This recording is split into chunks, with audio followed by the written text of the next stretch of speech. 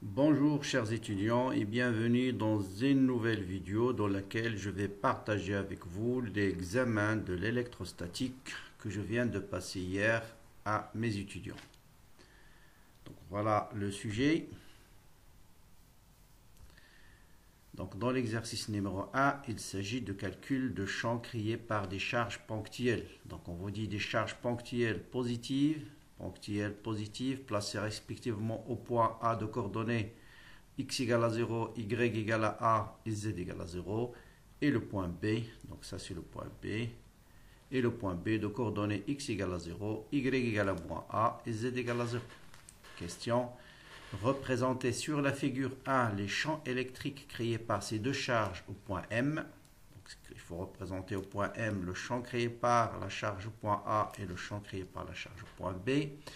En utilisant la symétrie de ce système, déterminer la direction du champ total au point M et donner l'expression du module de E au point M.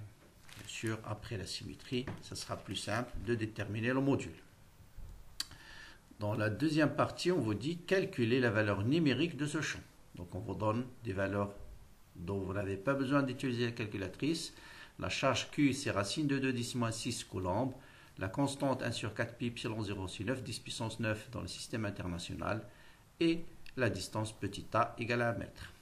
Donc juste pour indication, vous voyez ici que vous avez la même distance entre le centre O et le point M et le centre O et le point A. Ça veut dire ici vous avez un triangle, rectangle et isocèle. Donc au système précédent maintenant, on va ajouter deux autres charges de même valeur mais de signes opposés. De signes opposés respectivement point C et D. Vous avez la charge moins Q et la charge moins Q. En utilisant les résultats de la question numéro 1, déduire la valeur du champ créé par les quatre charges au point M. Là au point M. C'est-à-dire quel est le champ créé par les quatre charges. Il ne faut pas refaire le calcul, juste par des raisons de symétrie, vous allez déduire le champ total au point M. Et dernière question, au point M, cette fois-ci, on va placer une charge négative. Là, il faut faire attention. Q, c'est moins 10 puissance moins 9 coulombs. Calculer la force qui s'exerce sur cette charge. Voilà pour le premier exercice. Bon, pour le deuxième exercice, il s'agit d'étudier une distribution linéaire. Et on va vous donner un segment OA. Donc là, beaucoup d'étudiants ont confondu le segment OA avec l'axe OY. Le segment OA, c'est celui-là. Le segment OA, je vais le mettre en vert. Voilà.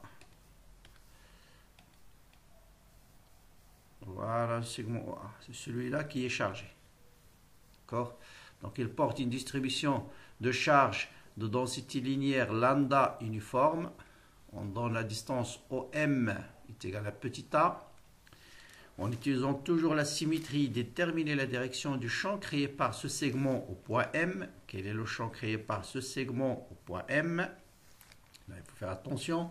Donner l'expression du champ créé par un élément de charge D2Q, toujours au point M. Voilà l'élément de charge, il est spécifié ici. Prenez un élément de charge D2Q, quel sera le champ créé par cet élément de charge au point M. Ensuite, on déduire le champ total. Bien sûr, en utilisant l'expression d de E et la symétrie, vous allez déduire champ total au point M. Et comme indication, j'ai donné la distance entre O et la charge D2Q, c'est X, repéré par la variable X, bien sûr, qui varie entre 0 jusqu'à la longueur totale du segment, qui est petit d. Et la distance entre la charge et le point M, c'est A moins X. Donc tout est explicité sur la figure. Quatrième question, montrez que si A est très supérieur à D, le champ au point M se réduit à un champ créé par une charge ponctuelle placée en haut, dont on déterminera la valeur en fonction de D et de lambda. D'accord? Ça veut dire si vous êtes très loin du segment, vous allez observer, l'observateur va voir ce segment comme une charge ponctuelle, c'est-à-dire le champ que vous allez calculer ici, si vous faites l'approximation D très supérieur à A, va se réduire au champ créé par une charge ponctuelle qui est placée au point O. Il suffit de déduire la valeur de cette charge. On a déjà fait ce type d'exercice en TD. Dans la deuxième question, là vraiment il n'y a pas grand chose à faire, juste utiliser bien la symétrie. Donc au segment précédent, on ajoute un autre segment identique, le même. C'est-à-dire vous avez un segment OA qui porte une densité linéaire lambda, on prend un segment CD de même longueur, situé à la même distance du point M, à la même distance du point M. Et la question c'est de représenter le champ créé par chaque segment au point M. Bon ça, d'après la question précédente, vous avez calculé le champ créé par ce segment au point M, donc vous allez faire la même chose, bon sauf que il faut tenir compte bien sûr de l'orientation de chaque segment. Ensuite, vous allez déduire le champ total au point M uniquement en fonction du champ créé par chaque segment. Ah, ça ne demande vraiment pas de calcul, le champ total au point M. Donc voilà pour le calcul de champ magnétique créé par la méthode directe. Troisième exercice, on va passer au théorème de Gauss. Donc là, on prend un système qui est formé par deux sphères de rayon intérieur R1, de rayon extérieur R2. Et la charge se trouve entre R1 et R2, c'est-à-dire la partie bleue qui est chargée. L'espace entre les deux sphères est chargé avec une densité uniforme, pour simplifier, qui est ρ. Toujours question classique, symétrie et les invariances, déterminer le champ au point M et les coordonnées dont elles dépendent. Voilà le point M, c'est un point M qui est compris entre R1 et R2. Donc là, on vous demande juste de calculer le champ dans une seule région, lorsque M est comprise entre R1 et R2. C'est bien clair sur le schéma. Ensuite, en utilisant le théorème de Gauss, déterminer l'expression du champ au point M et on vous guide, calculer le flux de champ électrique au point M, quelle est la charge intérieure à cette surface de Gauss que vous allez choisir, et bien sûr, si vous connaissez le flux, la charge intérieure, vous allez déduire facilement le champ électrostatique.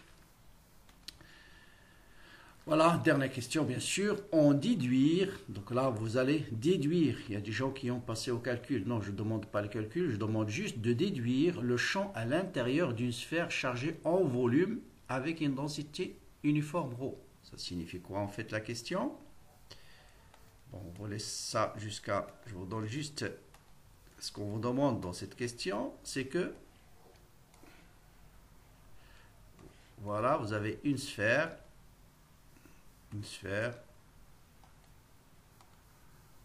voilà, une sphère chargée en volume. Voilà la sphère chargée en volume. A de centre O et de rayon R. Comment, à partir de cette géométrie, je vais déduire le champ créé par une sphère? Je pense que la réponse, elle est très claire.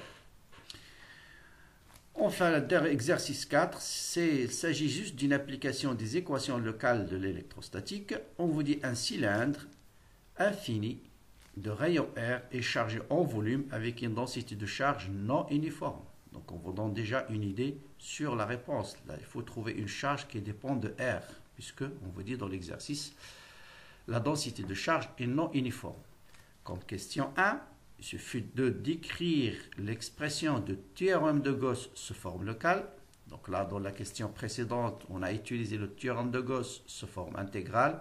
Là, on vous demande juste d'écrire le théorème de Gauss sous forme locale.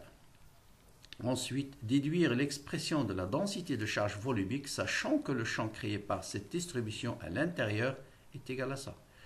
Car c'est une constante, R carré, c'est le rayon du cylindre, 3ε0 suivant ER. Donc on vous donne l'expression du champ électrique. Pour vous guider, on vous dit que la divergence d'un vecteur en coordonnées cylindriques, un vecteur A qui a pour composante A de R suivant ER, plus A de θ suivant Eθ, plus A de Z suivant EZ. Quelle est sa divergence en coordonnées cylindriques? C'est 1 sur R, D sur D de R, de R fois A de R. Beaucoup ont oublié ce petit R là. Plus 1 sur R, D de A de θ sur D de θ, plus D de A de Z sur D de Z.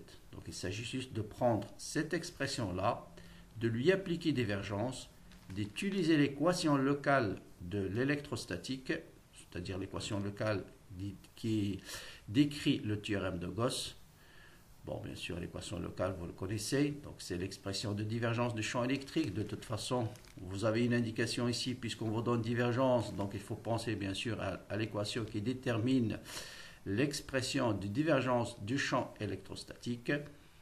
Et vous allez calculer la divergence de E et vous allez déduire une densité de charge non uniforme en fonction de ces paramètres-là. Donc il va dépendre, s'il est non uniforme, il va dépendre de K et de R. Ça peut être R, ça peut être R carré, ça peut être 1 sur R. C'est le calcul qui va vous donner le résultat. Donc voilà pour ce devoir, qui n'est pas à mon avis du tout compliqué. Malheureusement, il y a beaucoup de mauvaises surprises dans ce devoir à première vue. Donc je le partage avec vous, essayez de le faire, de le bien travailler et vous aurez le corrigé sur la chaîne le samedi prochain, Inch'Allah. Voilà, bon courage et à bientôt.